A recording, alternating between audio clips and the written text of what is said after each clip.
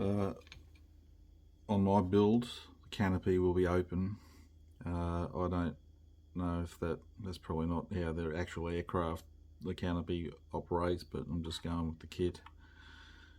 If you wanted to have it shut, you will have to sand down your fuselage again because it's nowhere near the right width, same as the windscreen. So take that into consideration if you're building it. Alright, I'm trying to get all these small parts on the fuselage. I've taken a look at pictures of aggressors on the internet and Google.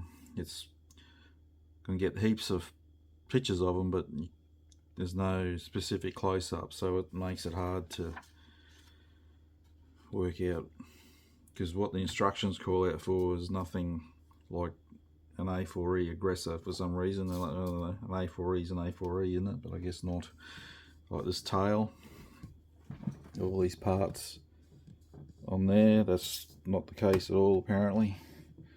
From what I can tell, there's just two pieces, which was this long one and some sort of one of these, I think that block, but it's probably still not accurate. I'm just eyeballing it and a bit of BS. And underneath there's a lot of things that appear not to be on the aggressors that are on this E version. These parts that sit next to the engine aren't on the aggressor. These pieces, I believe, should be maybe blank, but they're not. I don't know why in the images and the instructions one of them is blank, but the actual part isn't. The bump under the nose isn't on the aggressor from what pictures I could see. So there's a lot of little things like that, and I know this isn't going to be 100% accurate, and I'm not too fussed about that. I'm trying to get, I do use images and do try to get things in the ballpark. Trumpeter and their wisdom have moulded the nose gear all as one with the wheel in it, and yeah, I got the resin aftermarket wheels, but obviously I'm not using that because I start fiddling around with that. It's just, if I try cutting it out, you're going to weaken the plastic and it mightn't be able to support the weight of the model. You can get white metal landing gear, but places I deal with in Australia don't have them. I think Hannons in the UK might, but that's another, I order that's another 3 weeks. I can't, it's too long for me to wait. I could put this model aside and then start something else, but I hate having that many models going at once. It messes with your mojo. And I should have had this finished by now in the A6 Intruder, but the last several weeks here, the weather is just insane. Heat wave after heat wave. I'm getting temperatures of like up to 40 degrees Celsius and humidity 80% plus, and I'm very limited on how much bench time I'm getting because I'm not in an air conditioned room. Anyway, that's my problem. The resin wheels, the kit leg, I'll have to cut the brake off as it's moulded into the resin part, or the other option is cut that off, but it's more detail than that, so you'd keep that.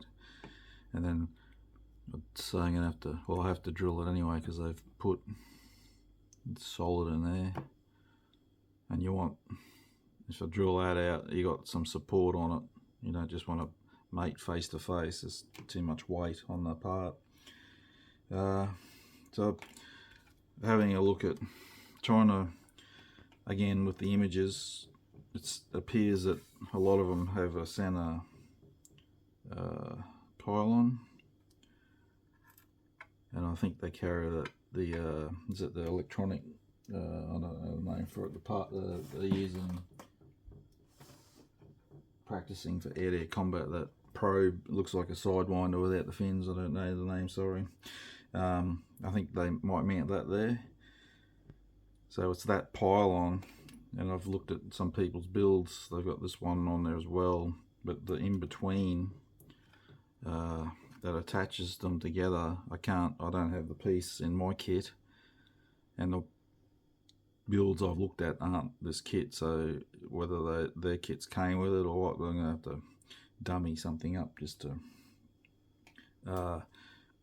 make it look, again, somewhere in the ballpark. I just wanted to add it because it just adds a little bit more to the look of the aircraft, because it's not having weapons on it. My other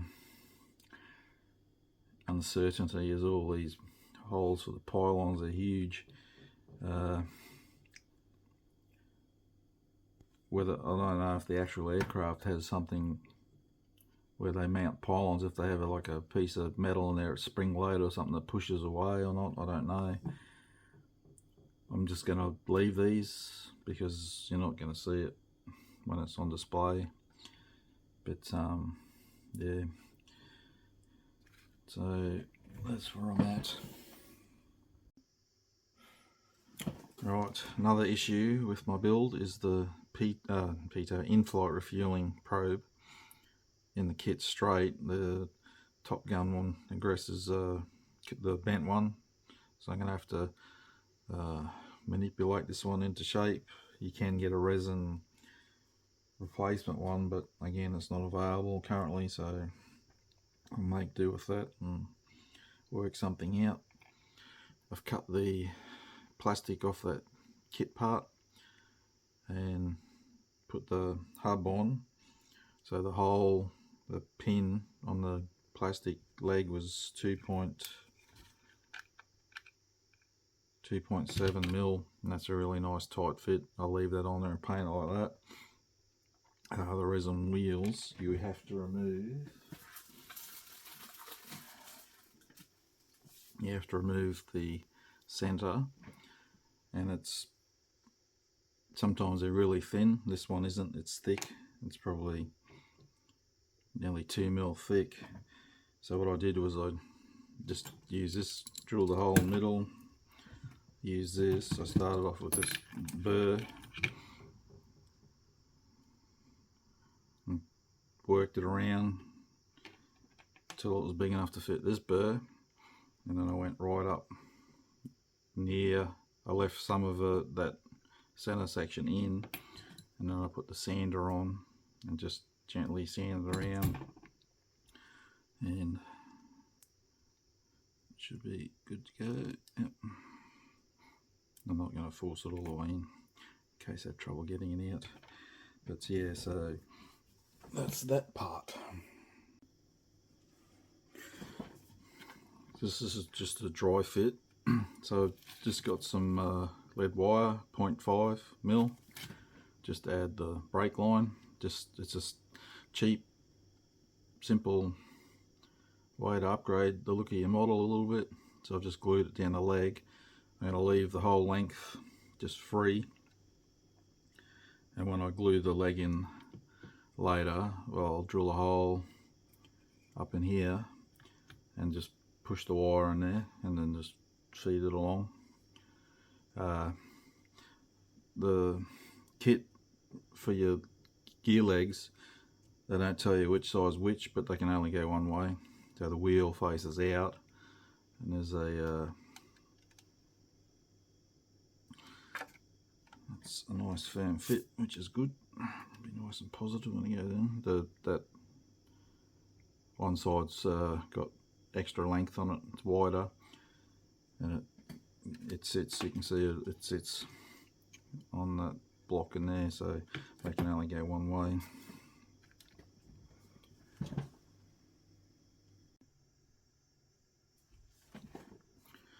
Alright, one gear leg made up and painted. So when it's in situ, then I'll paint in that cable black. But for now, that's that. The main gear doors, I believe that the Skyhawk has the light on the right door but not the left door. The kit has you put the lights on both doors, so I've just left the light off the left door. I think that is correct. So just about finish preparing everything. I just got to do the nose gear. I'll clean all that up, the doors, getting all the doors prepared. When that's done, then I'm going to paint in the white interiors, so I need to do them again because I haven't done the nose gear, plus that lip, you got to get that. The interior of the speed brakes, the other ones I've got the photo etch on, I still need to paint them. Yeah, so just about getting there. Hopefully I might get some primer down before I melt from the heat. Oh, I didn't get to primer stage, but I've got the white section sprayed in. I'm going to pull it up now. I'm literally sweat running off me. It's so bloody hot, and it's only 11 o'clock in the morning. Won't peak till about 3. It looks a bit of a mess, but it'll clean up alright. The probe, fueling probe, because I had to shorten it as well. The long one, even when I bent it, it was too far past the nose, so I cut it off and just using CA glue, and then I'll shape it back up, sand it and shape it. It'll be fine once it's all worked out. And I've painted all the other sections that I need to spray white are all done. I just need a clear coat, which I won't be doing today because I am melting.